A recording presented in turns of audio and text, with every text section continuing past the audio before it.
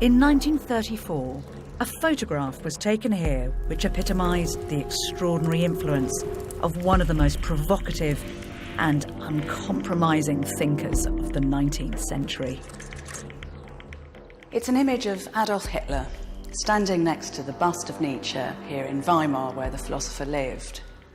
With chilling eloquence, this tells us what many Nazis believed, that Nietzsche was the brilliant mind, the inspiration behind the terrifying ideologies of the Third Reich. Yet if Nietzsche had been alive to see it, he would have been appalled. His philosophies were being distorted by a regime that stood for so much that he'd have loathed. Nietzsche was one of the most dangerous minds of the 19th century. Nietzsche thinks we have blood on our hands because we haven't just killed God, we've killed that which gave our lives meaning. Nietzsche lived in a century in which Europe was witnessing unprecedented change, where the authority of Christianity was being challenged. Radical breakthroughs in science were redefining belief.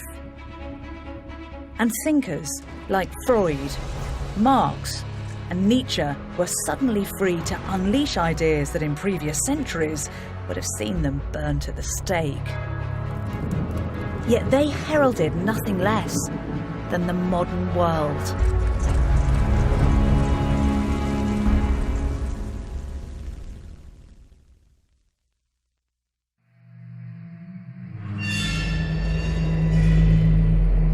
In 1882, one of the greatest minds of the 19th century predicted a crisis. One that he believed would be without equal on Earth, and which would be triggered by nothing less than the murder of God. God is dead, and God remains dead because we have killed him.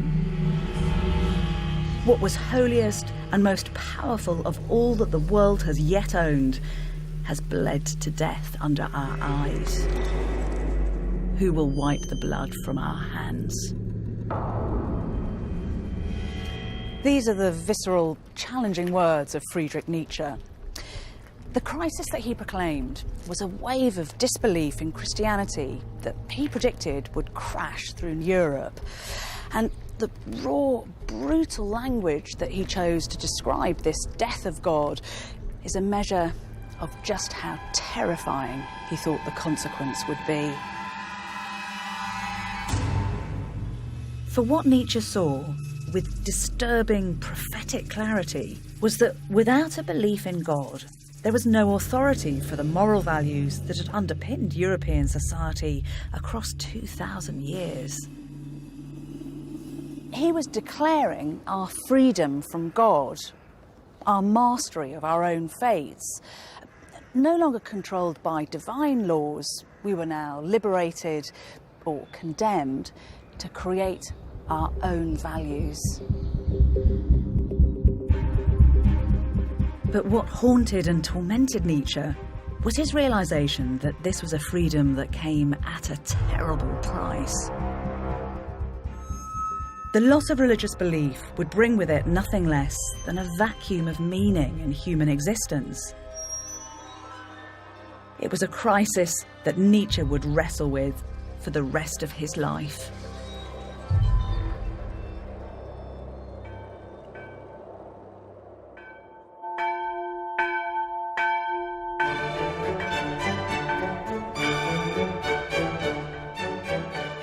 The childhood of the man who would come to call himself the Antichrist was, with no little irony, one infused with the joy of Christianity. When Nietzsche was just 9 years old, he heard Handel's Messiah for the first time. And he said he felt he had to join in the joyful singing of the angels on whose billows of sound Jesus ascended to heaven. The man who would spend his life as an adult with a mission to attack everything that Christianity stood for started off in life as the son of a Lutheran pastor here in the very cradle of Protestant Christianity.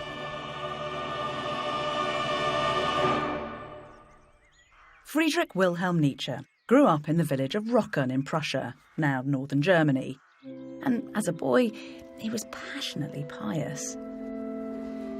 This is the parsonage where Nietzsche was born.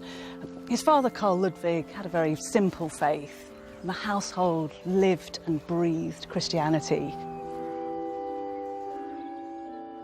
Nietzsche's early years were settled and sheltered. His parents had 2 other children.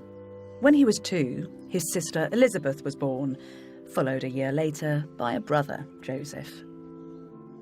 But in the autumn of 1848, when Friedrich was only 4 years old, his childhood was ripped apart.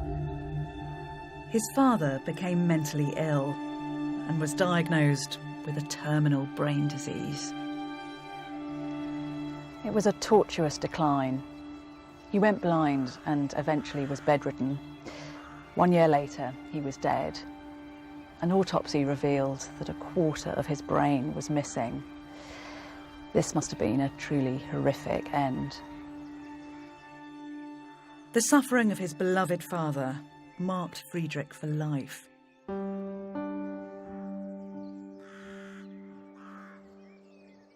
As a teenager, he wrote about his father's funeral in this church where he'd once preached.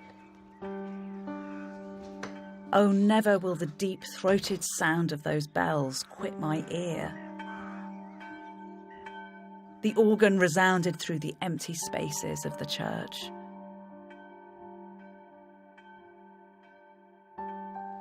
For Nietzsche, the death of his father posed a profound question.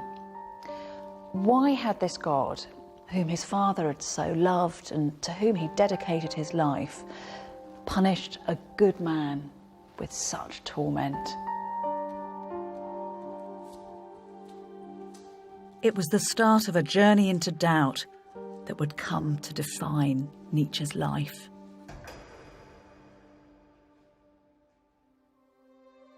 Despite the loss of his father, in 1864, at the age of 20, Nietzsche arrived in Bonn to study theology at the university, contemplating a future as a Lutheran pastor. But it was during his time here that he came under the influence of a controversial new method of studying the Bible, known as biblical criticism. And it scandalously suggested that this sacred text wasn't a credible historical work, but largely myth. It was radically undermining the authenticity of the scriptures. And for Nietzsche, it had a dramatic impact. If his father's death and suffering had made him question the idea of God emotionally, then this gave him the intellectual grounds on which to construct his doubt. Nietzsche's loss of belief caused an immediate rift with his family. At Easter, he refused to attend church, crushing his mother's dreams that he would follow his father to the pulpit. And his sister, who'd always hero-worshipped her brother, found her own faith thrown into chaos. But for Nietzsche, his journey into doubt wasn't just a source of hurt for those close to him. It was the start of an all-consuming dissection of the moral and religious beliefs with which he'd grown up. He began to regard Christianity not just as a faith regretfully lost, but as a pernicious influence that encouraged an unhealthy disengagement from the world. Christian teaching, he argued, focused on the next life, with disastrous consequences. Earth became a place of bleak exile from God. Life was a thing of pain and suffering, to be endured, not celebrated. And this emphasis on the life to come robbed the here and now of its sublime meaning. This was a conviction that would dominate his life and his work for the next 2 decades. Rejecting Christianity forced Nietzsche to flee his theological studies and to seek out a new direction.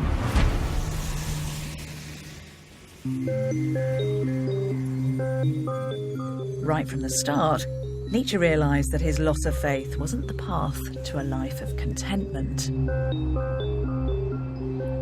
In 1865, Nietzsche wrote to his sister and said, "If you wish to seek peace of mind and happiness, then believe. If you wish to be a disciple of truth, then investigate." Nietzsche was living in an age dominated by the rise of science, where the search for objective truth was all-consuming. But what Nietzsche saw with searing clarity was that the triumph of objectivity deprived humanity of something fundamental. Without Christianity, there was no set of binding moral rules by which we could all live. There was no solution to man's fear of death. And perhaps most importantly, with eternal salvation no longer mankind's prime goal, life itself didn't have a higher spiritual purpose. It was to finding new meaning in a godless universe that Nietzsche now dedicated himself.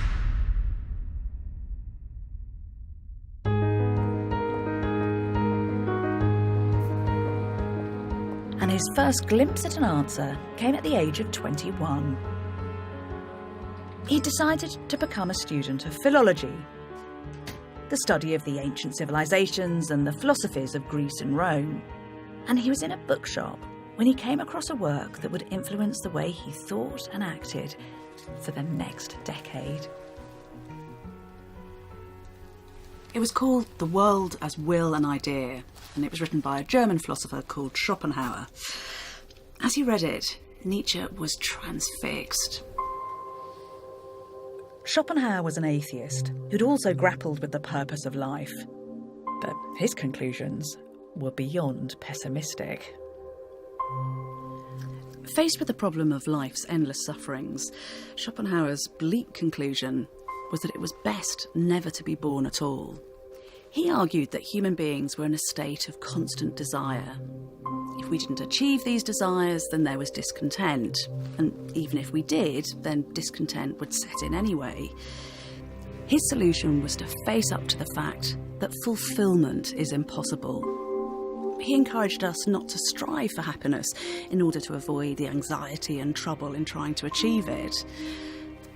The happiest man, he said, is the one who gets through life with the minimum of pain.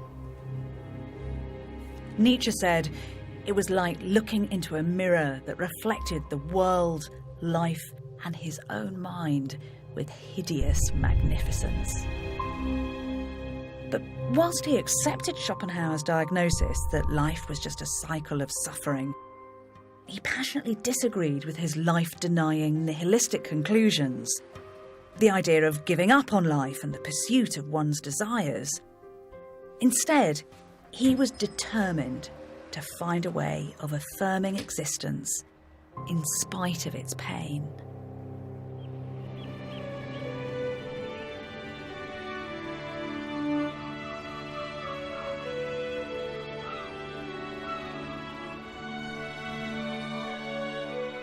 In 1869, the brilliant Friedrich became a professor of philology here at Basel University at the age of only 24, the youngest in its history.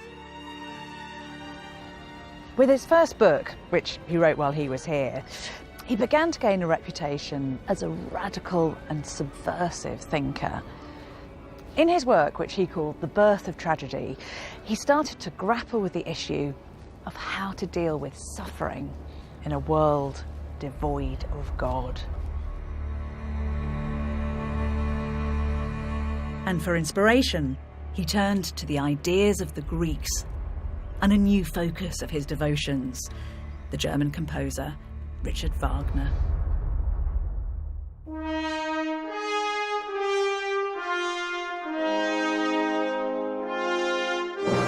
On the 22nd of May, 1872, the foundation stone was laid for Wagner's Festival Theatre. One of the guests at the ceremony was Nietzsche. The two men had met 6 years before when Nietzsche was just a student, and immediately he was smitten. Wagner became both an obsession and an inspiration.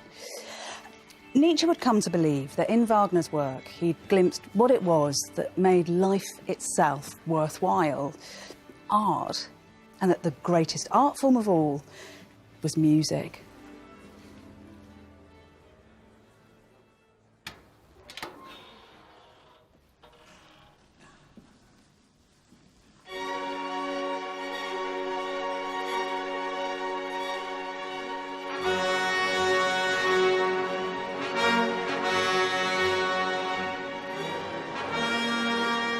Nietzsche believed Wagner to be an artistic genius whose music was going to bring about a cultural rebirth based on the classical Greek model of tragedy.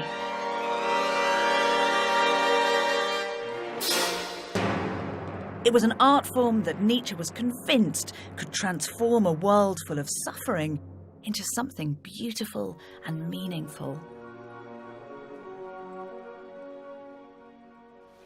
How did Nietzsche come to write The Birth of Tragedy? I mean, what was he trying to do with this book, do you think? Nietzsche wrote The Birth of Tragedy after a series of incredibly intense conversations with Wagner. Wagner was developing a revolutionary theory of art, where art could transform society. Nietzsche wanted to provide the philosophy for that. He found in Greek tragedy a model for that thinking. Greek tragedy tells these extremely visceral stories of human beings in conflict, suffering, destructive. Yet it was the dominant genre of thinking about the glory of Greece. Consequently, he found in Greek tragedy a way of talking about the human being today, the human being as a suffering, finding meaning in life, finding the truth. So what is so explosive about what he's putting down on the page? Well, Nietzsche structured his book around an opposition between two Greek gods, Apollo and Dionysus. Apollo stood for light, for the truth of logic, for control. And since the beginning of Germans' love of Greek, they associated Greece with rationality, the beginnings of philosophy. But Nietzsche decided he wanted to focus more on Dionysus, the figure who confuses boundaries, who discovers ecstatic group activity, dancing, wildness, the visceral feelings. And he made that the centre of his tragedy. So he was standing against philosophy, against his own subject, against that sense that logic is the way to truth. He wanted to find another sort of truth, another transformative power. But how does he think that Dionysus, with all his darkness and, as you say, chaos sometimes and loss of control, how is that going to help mankind? Nietzsche was reacting against the dominant German intellectual tradition, which focused on the individual hero, the Oedipuses, if you like. And they saw that the individual who suffered could somehow transcend themselves through suffering, a very Christian message. Nietzsche reversed that and saw instead that the individual somehow lost themselves in the collective and found in a group experience an ecstatic, transformational experience. And that's what he saw in Wagner's music, and that's what he saw in tragedy. So that somehow the suffering that was everybody's condition was transformed through this ecstatic experience into an affirmation of life. This life, here and now. It's a bit like that sense of a rock concert. Okay, the idea that you lose yourself in this great ecstatic collective experience. And one should never forget that opera in the 19th century was the rock music of its time, and Wagner was the rock icon of his day. And Nietzsche believed that's a way that society could be transformed, through a sense of the collective experience from which you could go out and change the world. Wagner's theatre was a temple to his brilliance, but it was also the place where Nietzsche fell violently out of love with his hero. When Nietzsche came here to watch a performance of Wagner's opera The Ring, he hated what he found. Rather than a place of revolution, the theatre was stuffed with the great and the good of Europe. And the man that he'd revered as a radical, who he thought would catalyse the birth of a brave new world, was just the hero of a self-satisfied festival of opera, revelling in his own glory. Nietzsche stormed out of the theatre mid-performance. It marked the beginning of the end of their friendship and a new phase in Nietzsche's philosophical quest.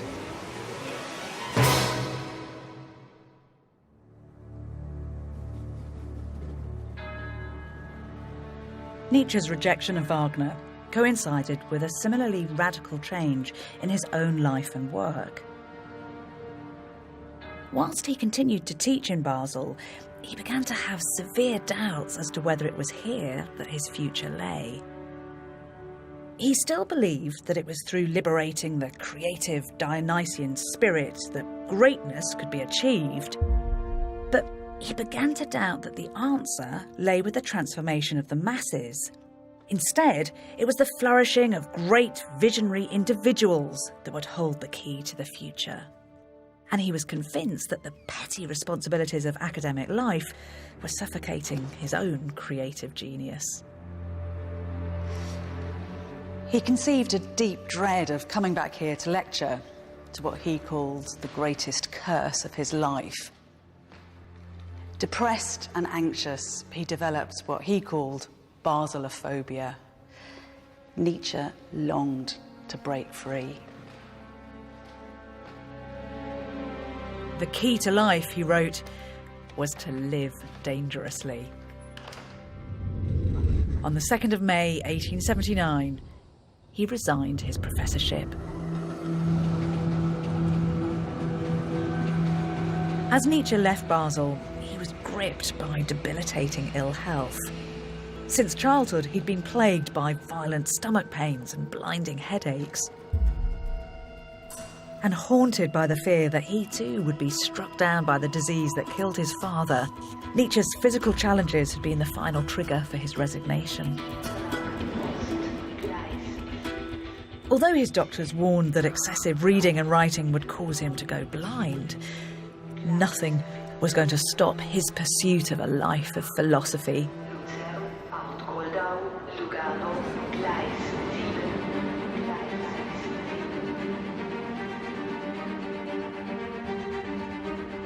Nietzsche began to crisscross Europe, staying in hotels and guest houses in climates that alleviated his medical symptoms. He would spend the rest of his sane adult life in a state of nomadic solitude. You can just imagine him, ill, troubled, increasingly isolated, and yet with this extraordinary mind for company. Over the next decade, the ideas and thoughts that poured onto the page were simply astonishing.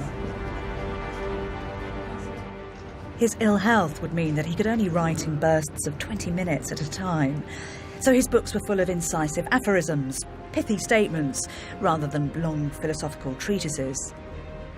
And it was on a train in 1881 that he was told about somewhere that would provide the inspiration for many of these great works.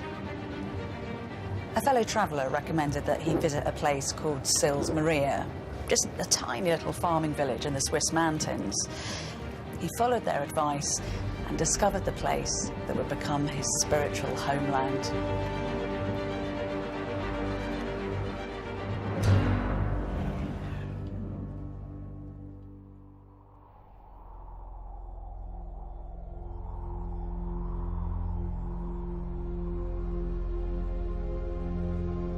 On Monday, the 4th of July, 1881, Nietzsche fell in love at first sight with Sils Maria.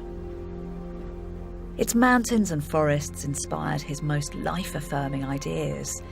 Its beauty reinforced for him the sheer magnificence of existence. And it was on one of his walks here, a month after he'd arrived, that Nietzsche had what he believed was the most important thought he'd ever conceived. He was walking by this lake when he stopped next to this rock and suddenly had a vision. This was a thought experiment that Nietzsche believed would help us all to analyse every action, every decision of our lives, so that we could live those to the full. This was his question. If a demon were to whisper in your ear that you had to live your life as lived, time and time again throughout eternity, with all the pain and with all the greatness, would you fall to the ground and gnash your teeth and curse that demon? Or would you say that he was a god and that his utterances were divine? It was an idea that became known as the eternal recurrence of the same, and it formed the very essence of Nietzsche's attitude to life, to both its joys and its hardships. Nietzsche believed that even though we all have things that we might consider failures, the breakup of a relationship or the death of a loved one, we should be happy to relive those events too. Just as a pianist learns to master improvisations, so we should learn to incorporate mistakes and imperfections and sorrows into the beauty of the whole. We should construct our lives so we are our own heroes. Basically, we should decide who we want to be, how we want to live our life, and then love the choices that we've made, so that the thought of reliving our existence, for good and for bad, can be greeted with a life-affirming yes. The eternal return was an exuberant and optimistic embrace of life. Suffering wasn't something that you had to be redeemed from, as Christianity taught, or avoided at all costs, as Schopenhauer argued. Instead, it was to be embraced, mastered. To live life most fully, one had to risk suffering and overcome it. What doesn't kill you makes you stronger is one of Nietzsche's most iconic phrases, and it was one that he himself was just about to have to put to the test. The philosopher was about to face one of the greatest disappointments of his life.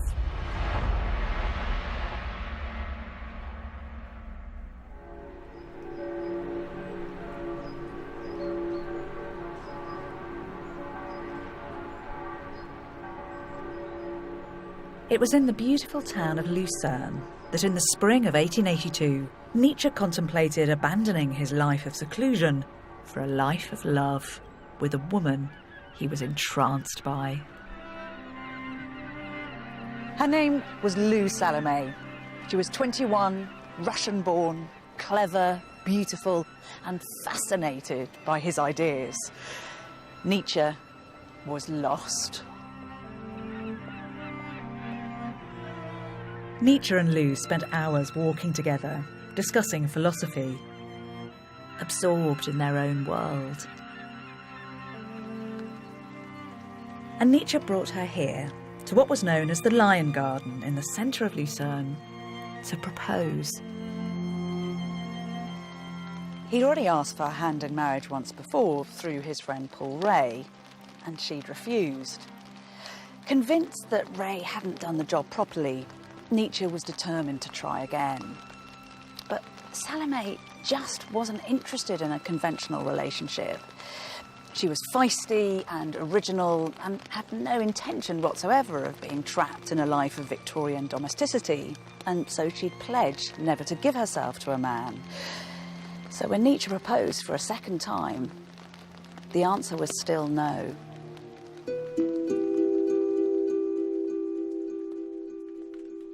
He was devastated by the rejection, made worse by the fact that his meddling sister, Elizabeth, was jealous of Lou's youth and wild charm and determined to disrupt any potential romance.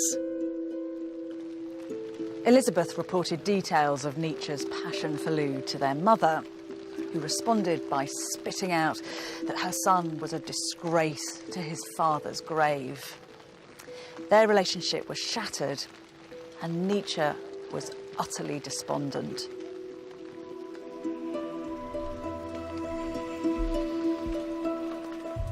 What followed was one of the most miserable periods in his life, but one in which he had the chance to test his own philosophy of suffering.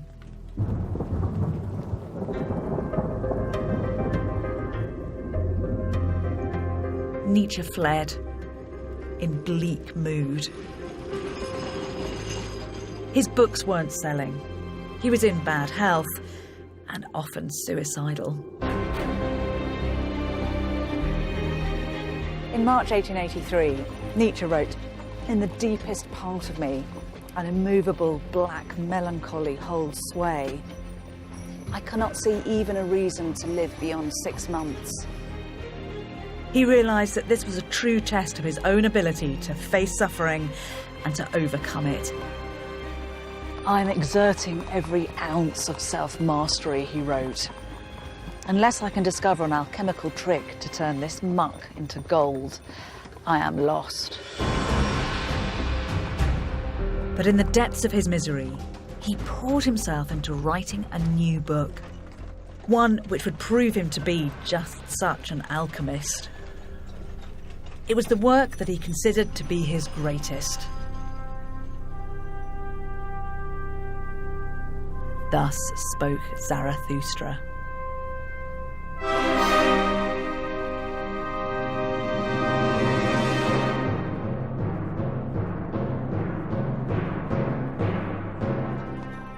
Zarathustra had huge impact.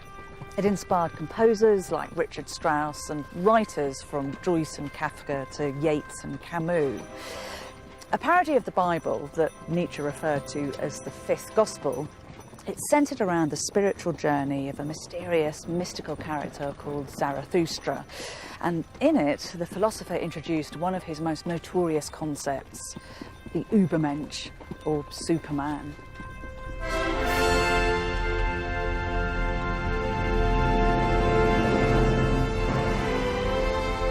The book is a parable on the importance of self-overcoming.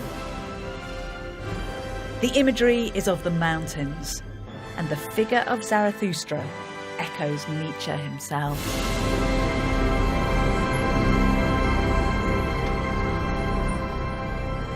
Two of its 4 books were written here, in the guest house where Nietzsche often stayed. It is remarkable being here, isn't it? Because it's in this room that Nietzsche wrote one of his most groundbreaking and influential works. This is the place where he first had the ideas about Thus Spoke Zarathustra. Zarathustra is a prophet who comes down the mountain, and he wants to talk to people in a town about this great event, that God is dead, that Christianity, with all its certain universal absolute moral values, is no longer believed in, and that the question of what it is to be human and how one is to live as a human needs to be answered anew. But nobody listens to Zarathustra. And one of the mechanisms to deliver that is this difficult concept, the Übermensch, the overman or the Superman. Who or what exactly is that? It's easier to say what it is not. It's not a biological concept. It's not some kind of superior human race. An Übermensch is someone who is no longer reliant on inauthentic external goals society gives him or her, parents, religions. It's someone who is able to commit to goals that you set yourself. You offer humanity goals. And Nietzsche thinks it's a terrifyingly difficult task because the guidelines are missing. There are no blueprints. And whilst you full well know that whatever task you set yourself isn't universal, isn't good for all, it's nevertheless one you commit yourself to. It's one you strive towards. The Übermensch is someone who can shift and see that the responsibility and the joy of creating life lies not with some transcendent God, but lies within oneself. In pouring himself into writing Zarathustra, Nietzsche not only gave his own life meaning in the face of suffering, but he also began to see that suffering itself was the key to unlocking the elusive secret of happiness. So what do you think happiness is for Nietzsche? We traditionally see happiness in opposition to pain, exertion, suffering, etc. For him, that is not the case. It's striving towards something. It's suffering through that great task you've set yourself. So just flying up onto the summit of a high mountain in a helicopter will not give you the kind of feeling of happiness that you experience when you have spent 15 days walking towards the summit. It's overcoming obstacles that resist you achieving that goal that is part of the experience of happiness. So it's not just pleasure but pain that can be happiness. Is almost an enabling condition for happiness.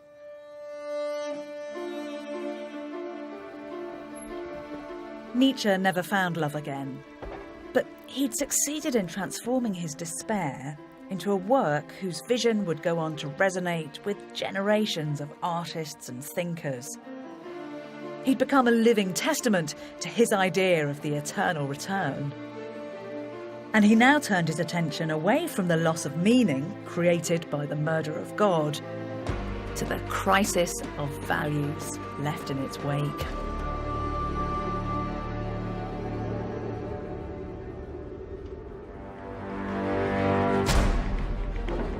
Nietzsche continued his restless journeying around Europe.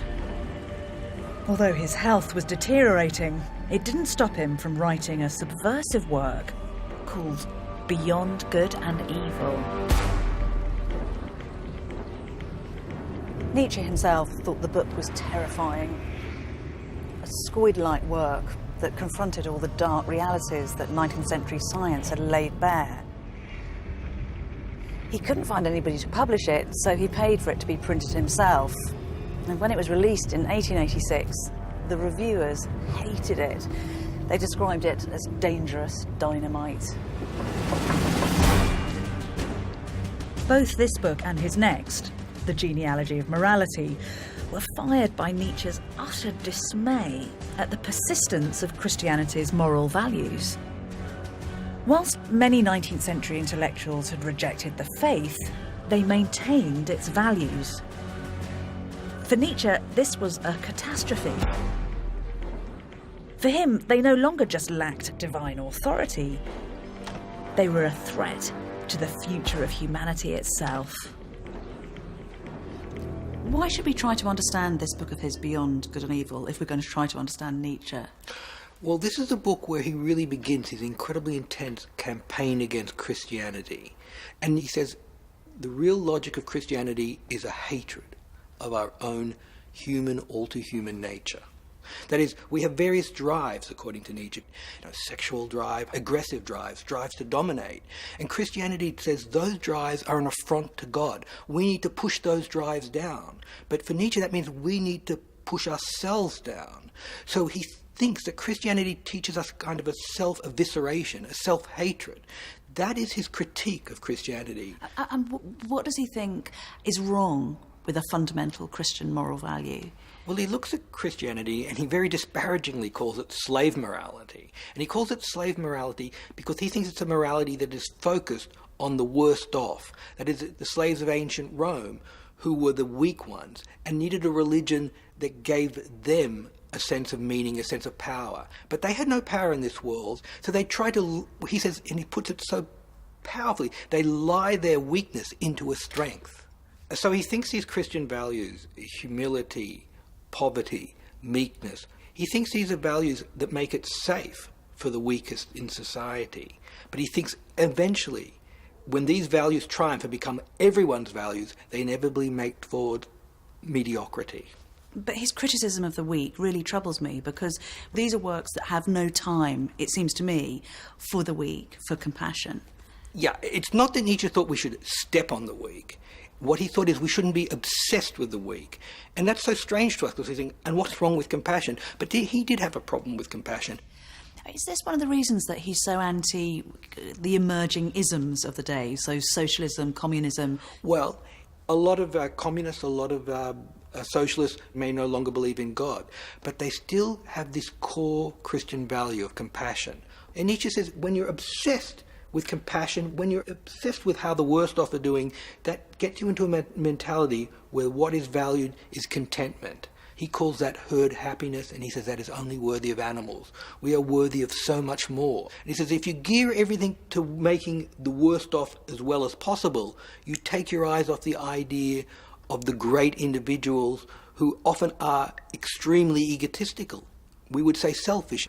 But he says they need that selfishness to make their achievements, because it's their achievements that really drive civilization and culture at its highest peaks. Christian morality was something that Nietzsche believed was positively dangerous for the future of mankind. If humanity was to survive, it needed the great individuals, the very geniuses that he thought the slave morality of Christian culture was holding down. But there was a system of values that he did admire. He also talks about master morality. What's going on there? He's hearkening back to the world of the ancient Romans and the ancient Greeks. They were both massive slave-owning societies. But he said these people were masterful in a way that with their gods, they celebrated themselves. Like someone like Achilles, the great warrior, he could worship Ares, the god of war. But in doing that, he was worshipping himself. So he says the masters have a religion that affirms themselves, whereas the slaves have a religion of Christianity which actually disavows their nature. The master morality of the Greeks, as Nietzsche saw it, glorified ambition, strength and power, and despised compassion. Nietzsche was convinced that a revision of moral values was needed for a post-Christian future, and that such a morality needed moral legislators. In his letters, he announced that his next task was a magnum opus, in which he would lay out a new value system to fill the void. But it wasn't to be.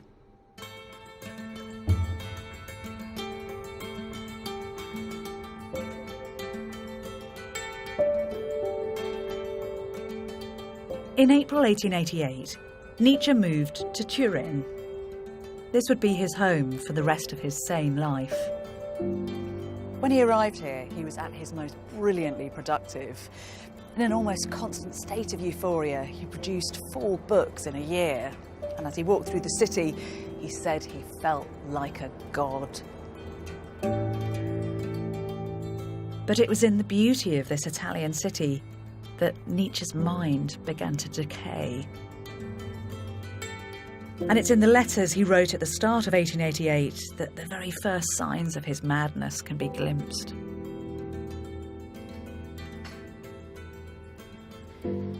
These letters give us a troubling insight into Nietzsche's state of mind at the time. Rather than the brilliance that once poured onto the page, these are bizarre and deranged. Here he's writing to Bismarck, one of the most powerful statesmen in Prussia, but he signs himself the Antichrist. On others he calls himself Dionysus, the Greek god. And here he simply ends, the crucified one. Nietzsche had megalomaniac tendencies, claiming that he was preparing an event which had the potential to split the history of humanity into 2 halves. The owners of the house where he was staying were alarmed by his ecstatic piano playing, and sometimes they could just about make out that he was leaping about his room, stark naked, yelling as if he was recreating a Dionysian orgy.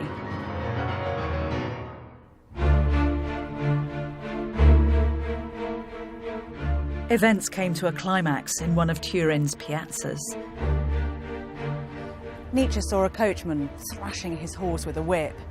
He flung his arms around the animal's neck and, with tears streaming, collapsed to the ground. The final sane act of a man who'd spent his life criticising the weakness of human compassion was one of profound pity. 7 days later, he was incarcerated in an asylum in Basel.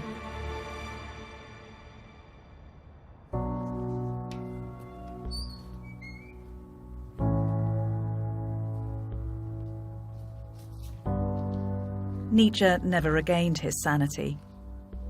At the age of 44, one of the most searing philosophical minds in human history, had disintegrated.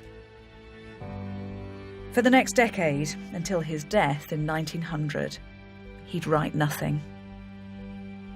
When he arrived at the clinic, the friend who brought him wrote, "He suffers from delusions of infinite grandeur. It's hopeless. I've never seen such a horrific picture of destruction."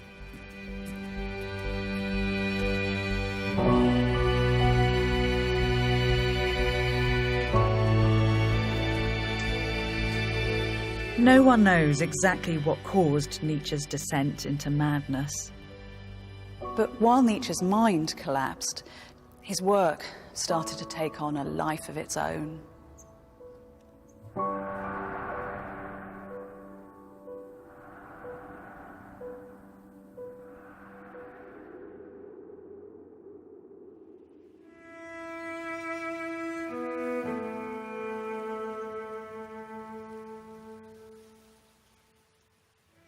In 1897, Nietzsche was brought here, to his sister Elizabeth's house, to live out his remaining years.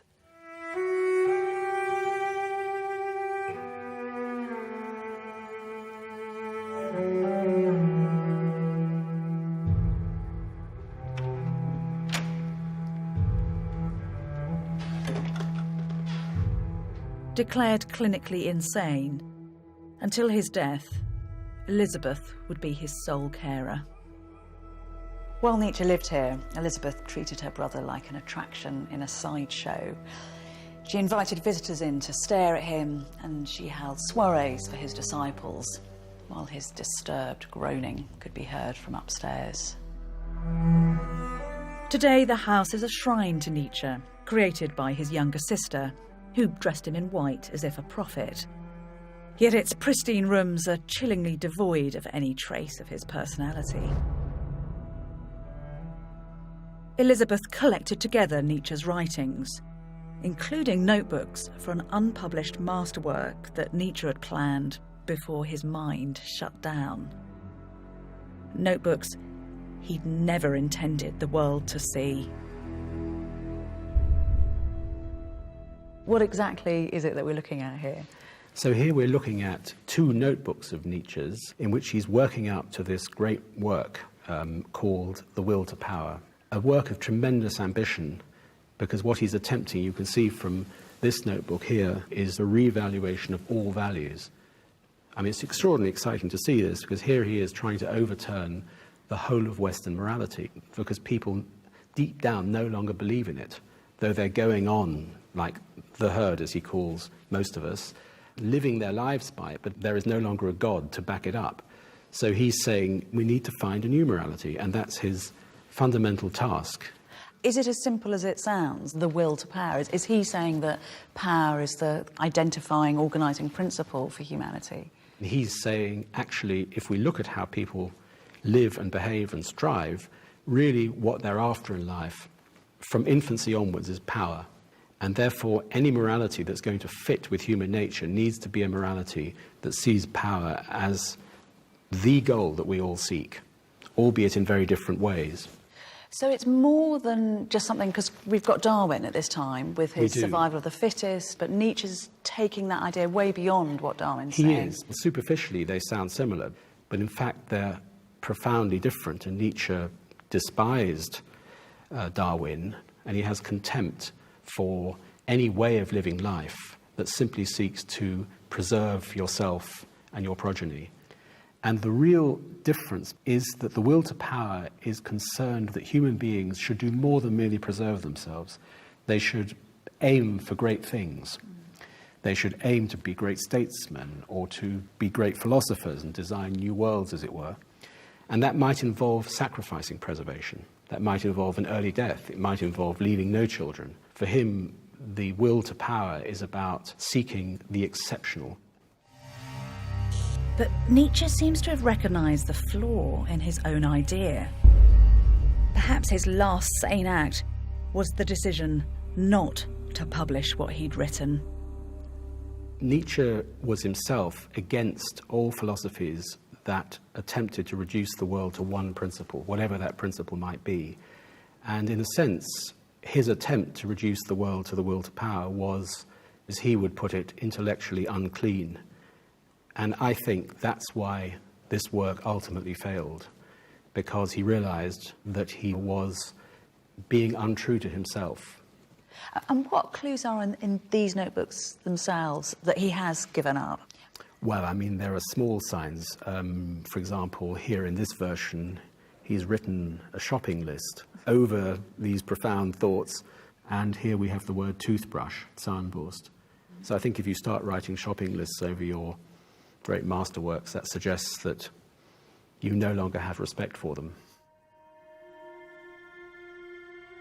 But the work he abandoned was published with devastating consequences.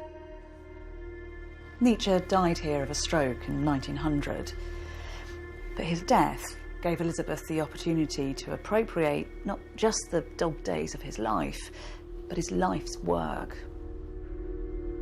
Elizabeth had hero-worshipped her brother and lived her life in his shadow. Now, as literary executor, she set about publishing Nietzsche's notebooks in a collection entitled Will to Power. Although she worked with various editors, she simply dismissed them if they disagreed with her. Nietzsche's work was edited and manipulated to suit her own political ends. Elizabeth was a supporter of the Nazis and began to court the party's leaders. In 1934, Adolf Hitler visited this house, and she even gave him her brother's walking stick. Elizabeth was so extraordinarily successful in promoting her brother and his works that by the end of the 1930s, Nietzschean thought and themes pervaded German society. And this was disturbingly reflected in one of the most compelling propaganda films of all time.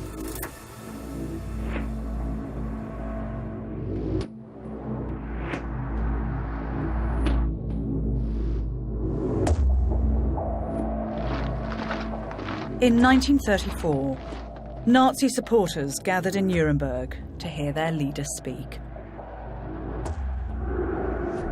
It was a moment captured in a film commissioned by Hitler himself. Terrifying, electrifying, the words and rituals of the Nazis echo Nietzschean thought. It was called Triumph of the Will.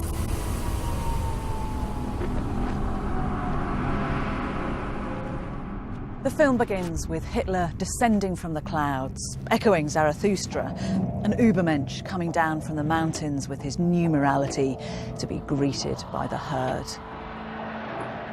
An Übermensch offering a system of morality in which traditional Christian values are to be inverted. Dass dieses Volk einst nicht verweichlicht wird, sondern dass es hart sein kann. Where the state will exert the will of the most powerful, and the weak and the helpless will be destroyed to generate a greater humanity. Unsere Partei wollte daher kompromisslos die einzige Macht und alleinige Macht in Deutschland. So closely associated had Nietzsche's ideas become with the aims of the National Socialists that one of its most influential thinkers, Alfred Baumler, said, "When we call out Heil Hitler, we greet with the same cry, Friedrich Nietzsche." And yet, had he lived to see this, Nietzsche would have been horrified. His Übermensch wasn't a master of eugenics. He was a symbol of man's potential. His will to power was not a call to nationalism, which he despised, but a recognition of our drive to overcome our limitations. And he was vocally opposed to anti-Semitism. The Nietzsche of the Nazis was a hideous parody.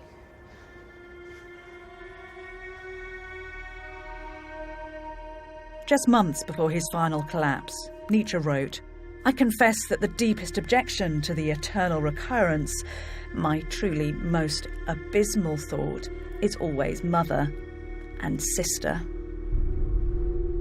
how prophetic his words turned out to be. And yet perhaps the blame for his misuse is not entirely Elizabeth's. Nietzsche would never have advocated Hitler's final solution, but he was naive if he thought that his work would not be misunderstood. Evil loves nothing better than a void, and the philosopher's clever, ambiguous aphorisms could easily be put to the service of evil. Even when he was entirely sane, Nietzsche said that bad would be done in his name. The sister and the brother must share responsibility for the life that his work took on after his death.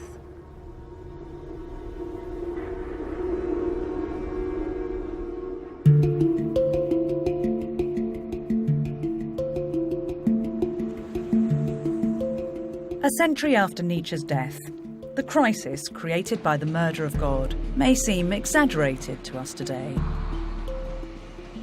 The modern world hasn't collapsed. God, as the unchallengeable source of moral values, seems to have stepped aside relatively quietly. But maybe that's because we lack Nietzsche's unsettling prophetic vision, his wild imagination. If we choose to wear the blinkers of the herd, could it be that we're staring with unseeing eyes into the very abyss that he predicted? He believed that what would fill the void was a chaos of cultural preferences. A mess, an overload of personal choices. Pernicious in Nietzsche's eyes because they perpetuated the empty values of the herd that he so despised. And perhaps Nietzsche's most chilling vision was of the humanity that would populate this post-Christian world. These people he called the last men, and for them he reserved his most fervent fury. These were men and women who turned their backs on challenging ideals, but felt they were content. They had a banal existence. They did everything in their powers to limit excesses of joy or sorrow. Their concern was the trivial and the narcissistic, and so they lived lives of timid mediocrity, fooling themselves that they were happy. They bought into what Nietzsche described as the religion of comfortableness. Could this be a devastating description of the modern world? A world that shies from the risk of striving for greatness. A world that shuns higher values and celebrates the mundane. The last men are Nietzsche's greatest fear.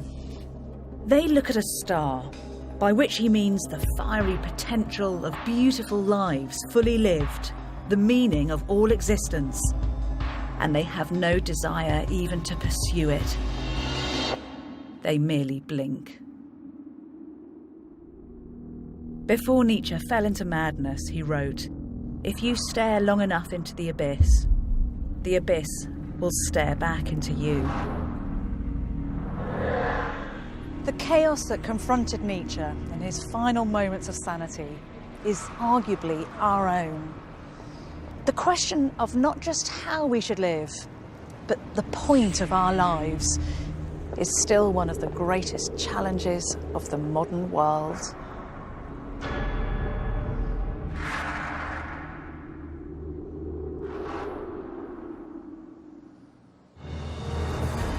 If the mind of Nietzsche has made you think, then explore further with the Open University to discover how other great minds have influenced our world today.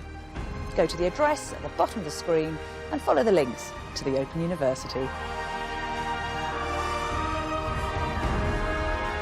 Still to come on BBC4, the king of chat shows meets his match. He called himself the greatest boxer. He's also one of the greatest talkers. Parkinson meets Muhammad Ali. Next.